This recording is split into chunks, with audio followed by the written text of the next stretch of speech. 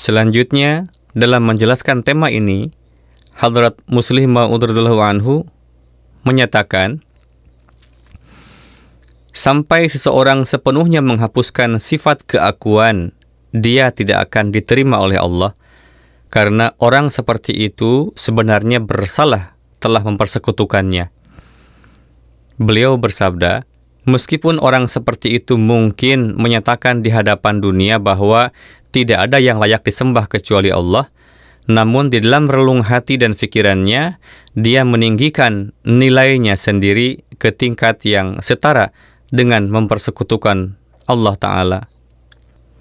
Beliau radhiyallahu anhu bersabda, seseorang mungkin mengatakan bahwa tidak ada yang patut disembah kecuali Allah, namun jika dia menganggap dirinya layak, itu berarti bahwa pernyataan kesetiaannya kepada Allah hanyalah kata-kata kosong. Dengan demikian, jika Allah Ta'ala menuntut segala pengorbanan dari seorang mukmin, itu adalah dengan mengorbankan sifat keakuan.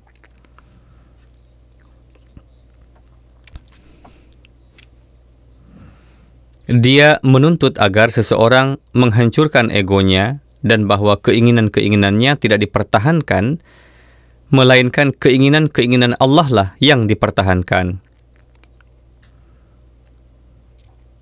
Di sini Hadrat Muslim Maud radhiyallahu anhu menjelaskan bahwa pengorbanan menuntut seseorang untuk mengabdikan diri sepenuhnya kepada Allah Ta'ala dan tunduk sepenuhnya pada kehendak dan perintahnya. Beliau bersabda, seperti yang disebutkan sebelumnya, bahwa banyak orang bersedia membuat pengorbanan yang tampaknya besar dari kekayaan mereka atau bahkan nyawa mereka.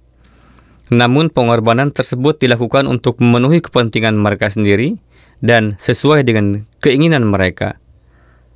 Beliau menegaskan, sampai seseorang sepenuhnya mengalahkan ego, kepentingan diri, dan keinginan pribadinya, pengorbanan mereka tidak dianggap murni di mata Allah Ta'ala. Untuk menjelaskan hal ini, Hadrat Muslim Maud radhiyallahu anhu menyebutkan peristiwa seorang pria yang bertempur dengan gagah berani bersama Nabi Sallallahu Alaihi Wasallam dan para sahabatnya dalam satu pertempuran. Sesungguhnya pria itu bertempur dengan keberanian sedemikian rupa melawan para lawan sehingga para sahabat memujinya. Namun setelah mengamatinya, Rasulullah SAW bersabda bahwa orang tersebut ditakdirkan masuk neraka.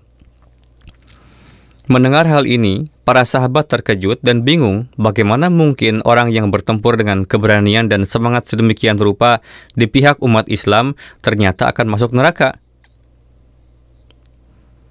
Kendati demikian, seorang sahabat mulai mengikuti dan mengamati orang itu dengan seksama dan dengan keyakinan kuat bahwa perkataan Nabi Sallallahu Alaihi Wasallam tidak mungkin salah. Sahabat itu melihat orang tersebut terluka parah dalam pertempuran dan melihat bahwa dia tidak bisa menahan rasa sakit, sehingga dia mengambil tombaknya dan mencondongkan badan ke depan sehingga dadanya tertusuk. Akibatnya dia meninggal karena bunuh diri. Selain itu, sebelum kematiannya, orang itu mengatakan bahwa dia tidak berperang demi Allah. Sebaliknya, dia memiliki beberapa keluhan dan perselisihan yang sudah ada sebelumnya dengan para penentang Islam dan bergabung dalam pertempuran untuk menyelesaikan urusannya. Islam mengajarkan kepada kita bahwa orang yang bunuh diri, ia tidak percaya kepada Tuhan dan akibatnya menjadi terputus dari rahmat-Nya. Dengan demikian, niat pribadi dan bunuh diri yang dilakukannya berarti bahwa orang itu kehilangan kedudukan sebagai syahid.